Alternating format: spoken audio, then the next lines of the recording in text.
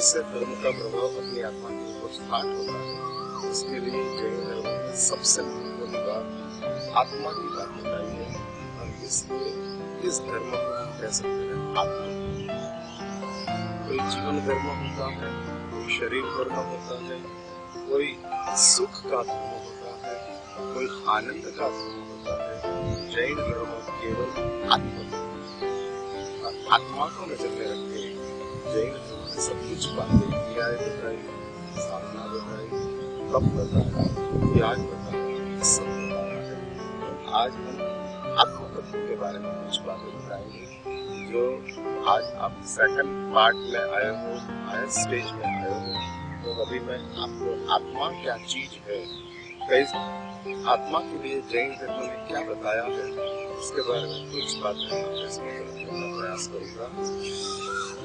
सबसे पहली बात, इसकी शुरुआत कैसे हुई, तो हम ज्यादा पीछे नहीं जाए तो आज से 2570 साल पहले जिस दिन परमात्मा ने अनुशासन की स्थापना की, परमात्मा ने सबको महावीर देव ने इस संसार में आज से 2570 साल पहले वैशाख शुक्ल एकादशी के दिन जैन धर्म की स्थापना की। और इस जैन धर्म की स्थापना में प्रभु ने क्या किया, शास्त्र में बताया आत्मा के लिए सबसे महत्वपूर्ण जो चीज है, जिसको अपनी आत्मा का औषध बताते हैं, त्याग धर्म की स्थापना करना।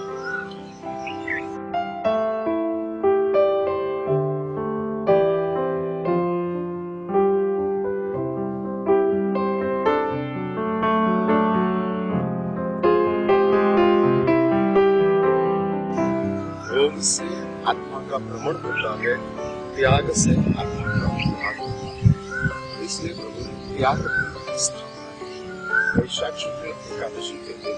तो उस एकादशी के दिन प्रभु ने जो त्याग की स्थापना की, इसमें क्या हुआ है तो मैं आपके साथ बैकग्राउंड रख देना चाहता हूँ, जिसके हिसाब से आपको पता लग जाए कि प्रभु महावीर देव ने आत्म तत्व को नजर में रख के ये सब बातें बताई है।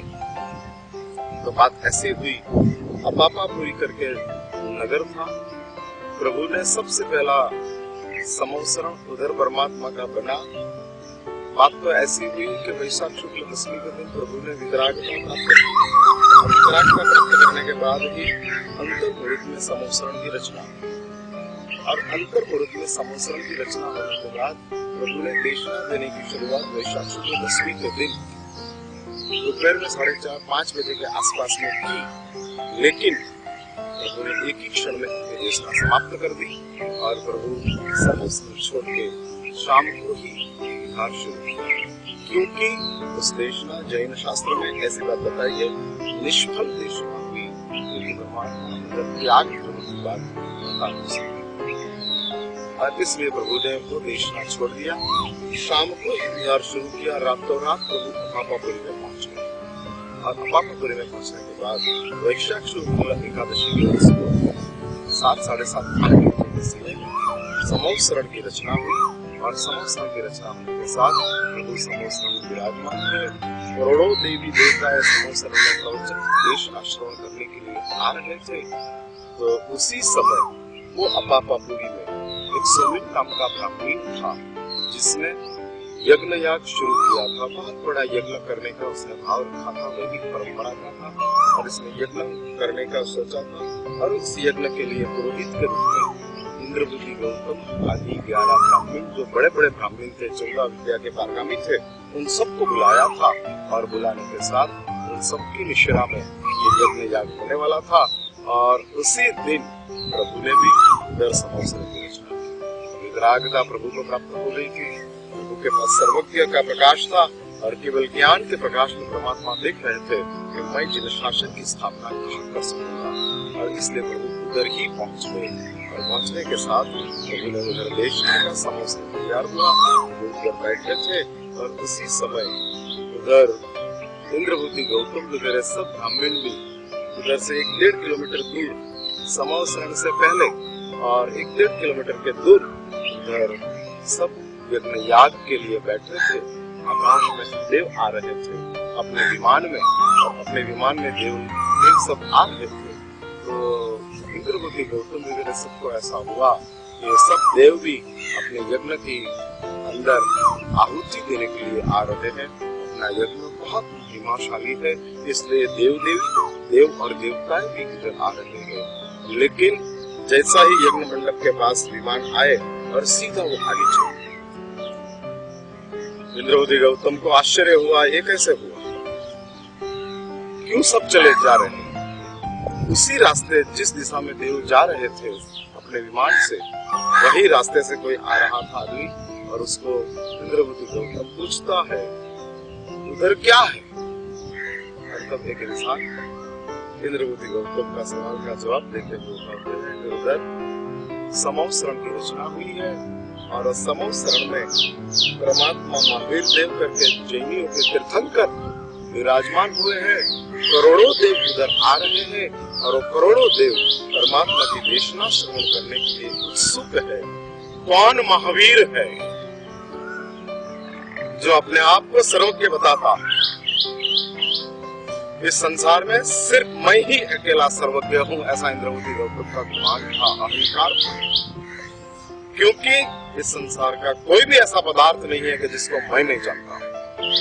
मेरे पास संपूर्ण ज्ञान है, मेरे अलावा कोई सर्वज्ञ नहीं है।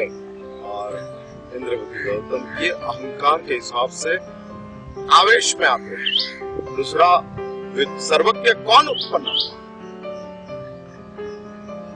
और इंद्रवती गौतम सोच रहे, अपने 500 शिष्य के बीच में बताते हैं कि महावीर करके जादूगर आया और अपने आप को सर्वज्ञ कहता है। उसका गुमान को तोड़ने के लिए मुझे उसके साथ वाद करने के लिए जाना है। तब उसके 500 शिष्यों में से 2-4 शिष्य कहते हैं, गुरुदेव आप क्यों जा रहे हैं? हम ही जाके उसके साथ वाद करके उसको हरा देते हैं। अहंकारी इंद्रवती गौतम तब ऐसा कहते हैं कि बात तो तेरी सच है, मेरे 500 शिष्यों में ऐसे 100-150 शिष्य है जो महावीर को हरा सकते हैं, इतने ज्ञानी। लेकिन बहुत सालों से मैंने किसी के साथ वाद नहीं किया है, इसलिए मैं खुद वाद करने के लिए जाना चाहता हूँ और महावीर को हराना। और इंद्रवती गौतम वाद करने के लिए परमात्मा महावीर की समूह शरण की ओर जाए, अपने 500 शिष्यों के साथ निकले, अपनी बिरदावली गाते जाते, अपना जय बुलाते जाते। सबसे आगे इंद्रवती गौतम है, उसके पीछे अपने 500 शिष्य है, और 500 शिष्य के साथ इंद्रवती गौतम निकले, महावीर को हराने के लिए जा रहे। लेकिन ये बात कुछ अलग होने वाली थी। इंद्रवती गौतम को था चलते हैं, 1-1.5 किलोमीटर आगे चले, और आगे जाने के साथ इंद्रवती गौतम ने दूर से समूह शरण का दर्शन। 3 गढ़ में बना हुआ समूह शरण। पहला गढ़ जो था किला का जैसे गढ़ होते हैं, वैसे समूह शरण के 3 गढ़ होते हैं। पहले गढ़ में चांदी का गढ़ था, उसके ऊपर दूसरा एक गढ़ था जो सोने का बना हुआ था, और उसके ऊपर तीसरा गढ़ था जो रत्नों से बना हुआ था, और उसके ऊपर परमात्मा महावीर का सिंहासन थे, और प्रभु सिंहासन के ऊपर विराजमान थे। 42 साल की परमात्मा की उम्र थी, अत्यंत दीप्यमान प्रभु का स्वरूप था। 42 साल होने की वजह से प्रभु एकदम युवान दिखते थे, और वितरागता प्राप्त हुई थी, इसलिए परमात्मा प्रसन्न दिखते थे, और जबरदस्त पुण्य का उदय होने के हिसाब से प्रभु का प्रभाव चारों ओर व्याप्त हुआ दिखता था। इंद्रवती गौतम को खुद अपने आप को सवाल उठने लगा, मैं कैसे उसके साथ विजय प्राप्त करूंगा। लेकिन अंदर अभी भी अहंकार है, वो सोचता है मैं जीत जाऊंगा। और ऐसा सोचते सोचते समूह शरण के करीब जा रहे हैं। बिल्कुल समूह शरण के करीब में पहुंच गए। टॉप के ऊपर विराजमान परमात्मा महावीर, उसका दूर से दर्शन होता है, और इंद्रवती गौतम अंदर से सवाल उठते, ये कौन है?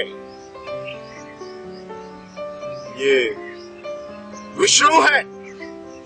नहीं, विष्णु के साथ लक्ष्मी जी होते हैं। तो ये कौन है? शंकर है। शंकर का स्वरूप तो रौद्र स्वरूप, गले में सांप रखते हैं, सिर के ऊपर बड़ी बड़ी जटाएं होती है, आंख भी रौद्र होती है शंकर की। उसकी आंख तो अत्यंत मायालु, संवेदना से भरी हुई। उसकी आंखों में से सिर्फ करुणा बढ़ रही है, सिर्फ। ये शंकर भी नहीं, विष्णु भी नहीं है, तो कौन है? ब्रह्मा है। जिसने संसार का सर्जन किया वो ब्रह्मा है। ब्रह्मा तो वृद्ध है, ये तो जुवान है। ब्रह्मा के सिर के ऊपर बाल सफेद है, इसके सिर के ऊपर बाल ही नहीं है और युवान है। ये ब्रह्मा भी नहीं है, शंकर भी नहीं है, विष्णु भी नहीं है, कोई अवतारी पुरुष नहीं है। तो ये है से चौथ विद्या के पारंगत होने की वजह से उसको जैन दर्शन का भी अभ्यास था और उसने जैन शास्त्रों पढ़ा था।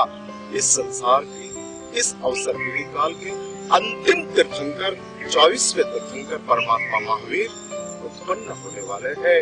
72 साल की उसकी उम्र होने वाली थी और वैशाख शुक्ल एकादशी के दिन प्रभु महावीर जिन शासन की स्थापना करने वाले थे। ऐसे सब बातें उसने पढ़ी थी और उसको अंदर से ही आवाज आई, गौतम ये शंकर भी नहीं है, विष्णु भी नहीं है, ब्रह्मा भी नहीं है, ये 24वें तीर्थंकर महावीर है, जो सर्वज्ञ है, वितराग है और अनंत पुण्य के मालिक है। ऐसे परमात्मा महावीर है और उसके साथ उसका और बढ़ गया। जहाँ अहंकार होता है,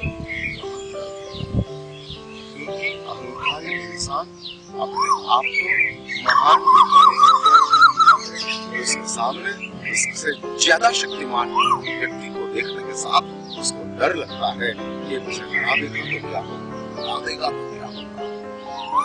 और इसके हिसाब से इंद्रवती गौतम भी अभी अंदर से सच में भयभीत हुआ, उसके साथ मैं कैसे जीत पाऊंगा। और स्टेप्स चढ़ते चढ़ते इंद्रवती गौतम शंकर को याद करते और कहते, शिवो रक्षतु मे यश, हे शंकर आप मेरा यश की रक्षा करो। अब मैं जीत गया तो सकल ब्रह्मांड में मेरी कीर्ति व्यापक हो जाएगी। जैनियों के तीर्थंकर को इंद्रवती गौतम जीत लिया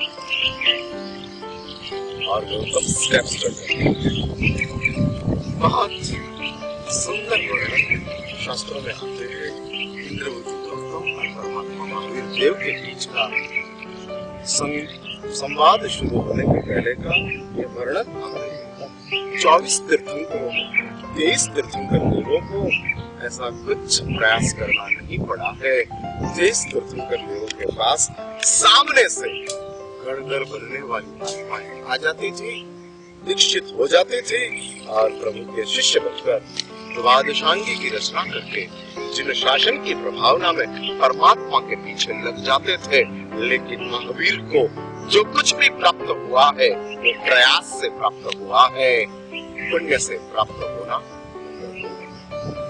महावीर प्रयास के तीर्थंकर थे, सिर्फ पुण्य के तीर्थंकर नहीं थे। महावीर को त्रिशला के पास जाने के लिए भी किसी की मदद मिली, तब जाकर महावीर त्रिशला की खुशी में गए हैं।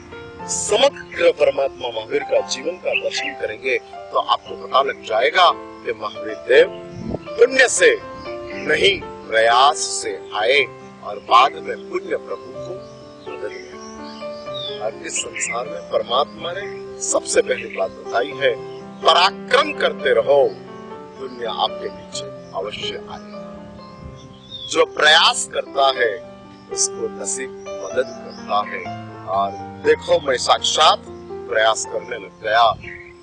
होना तो ये था कल के ही दिन सर्वज्ञत्व के प्रकाश के बाद जिन शासन की स्थापना हो जानी थी, इंद्रवती गौतम वगैरह बनकर मिल जाने चाहिए था, लेकिन नहीं मिला।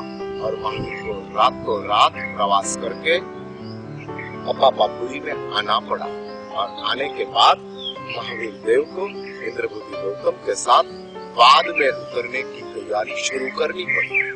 इंद्रभूति गौतम को बुलाने के लिए महावीर देव का समोषण उधर ही बनाया जिधर इंद्रभूति गौतम परमात्मा महावीर के पास आ जाए और गौतम ऊपर चढ़ते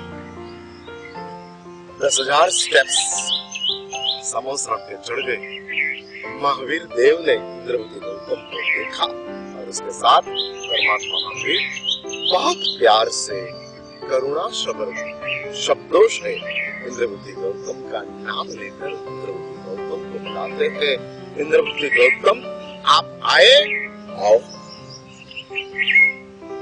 और इंद्रभूति गौतम वापस ये तो मेरा नाम जानता है, किसने इसको मेरा नाम बताया? सच में उसके पास कुछ ज्ञान होना चाहिए, लेकिन अभी भी अहंकार मौजूद है। अभी अहंकार मिलता है। अहंकार की जड़ अपनी आत्मा में अनंत काल से बहुत गहराई में पड़ी हुई रहती है। उसको हिलाने से वो निकलती नहीं है, उसको जलाना पड़ता है। या तो ध्यान से जलाना पड़ता है या तो सद्गुरु के समर्पण में जाके जलानी पड़ती है। और ये अहंकार की जड़ अंदर होने के हिसाब से वापस इंद्रभूति गौतम अंदर से ही जवाब लेता है, मेरा नाम इस संसार में कौन नहीं जानता है? सब जानते हैं। मैं तो विश्व प्रसिद्ध हूँ। देवों की दुनिया में भी मेरा नाम जाना माना। तो इधर महावीर मेरा नाम ले ले, उसमें कौन सा बड़ा उसका ज्ञान हो गया। लेकिन इंद्रभूति गौतम अपने आप मन में एक बात सोचता है, लेकिन गौतम सोचता है, अंदर ही सोचता है, आंख बंद करके चलता है और अंदर सोचता है। और इंद्रभूति गौतम सोचता है कि यदि ये मेरी शंका को, जिस शंका का आज तक मुझे जवाब नहीं मिला है, वो शंका प्रकट कर दे तो मैं मान लूं कि महावीर सच में सर्वज्ञ है। आज तक नींद में भी जिस चीज का मुझे पता नहीं था वो शंका किसी को मैंने बताया नहीं है, क्योंकि एक शंका भी मेरी आत्मा में यदि मौजूद है तो मैं अपने आप को सर्वज्ञ के रूप में प्रसिद्ध नहीं कर सकता हूँ। ज्ञानी मीन्स जिसको एक भी संशय नहीं, सब संशयों का जवाब या समाधान जिसके पास हो वही ज्ञानी है। और इंद्रभूति गौतम को एक संशय हर बार जिंदगी में सता रहा था। 50 साल की उम्र में आज तक सर्वशास्त्र का अभ्यास करने के बावजूद भी इंद्रभूति गौतम को यह संशय का निराकरण प्राप्त नहीं हुआ था। और गौतम अंदर से ही एक बात सोचता है, यदि ये मेरी शंका को बता दे तो मैं मान लूं कि ये सच में सर्वज्ञ है। ऐसा इंद्रभूति गौतम के अंतर मन में ऐसी सोच प्रकट हुई। और महावीर देव उधर से समोसरण के स्टेज के ऊपर से परमात्मा महावीर सीधा इंद्रभूति गौतम को पूछते हैं, गौतम आपको आत्मा के बारे में संशय है? आज तक वेदों, पुराणों, शास्त्रों सबका अभ्यास करने के बाद भी ये संशय का निराकरण आपको प्राप्त नहीं हुआ है। और ये संशय 50 साल से लेकर आप गुजर रहे हैं और ये संशय आपको परेशान कर रहा है। गौतम आपको आत्मा के बारे में संशय है, आओ मैं आपका संशय। जैसा ही परमात्मा महावीर ने अपने सर्वज्ञत्व के प्रकाश में इंद्रभूति गौतम के अंतर मन में चलती हुई ये सब चर्चा, उस चर्चा का प्रागट्य किया, शब्द में प्रभु ने बताया और इंद्रभूति गौतम अंदर से झुक पानी अहंकार पिघल गया। सच में इंद्रभूति गौतम कहते हैं कि ये महावीर सर्वज्ञ मेरे से ज्यादा ज्ञानी है। जिस संशय किसी को मैंने बताया नहीं वो महावीर ने बोल दिया है। महावीर सच में सर्वज्ञ है और उसकी कोई कसौटी करने की जरूरत नहीं है। और इंद्रभूति गौतम सीधा प्रभु महावीर के पास जाते हैं, प्रभु महावीर के चरणों में साष्टांग दंडवत करते हैं और परमात्मा महावीर को कहते हैं, शिष्य हम, मैं आपका शिष्य। मैं आपकी शरण में आया। आज से आप मेरे गुरु, मैं आपका शिष्य। अहंकार गया, आत्म सौंदर्य प्रकट हुआ और परमात्मा महावीर की शरणागति का स्वीकार किया। पर इंद्रभूति गौतम की आत्मा के पास जो गणधरण बनने का कर्म था, वो कर्म का उदय हुआ और इंद्रभूति गौतम प्रभु महावीर के चरणों में आ जाते हैं।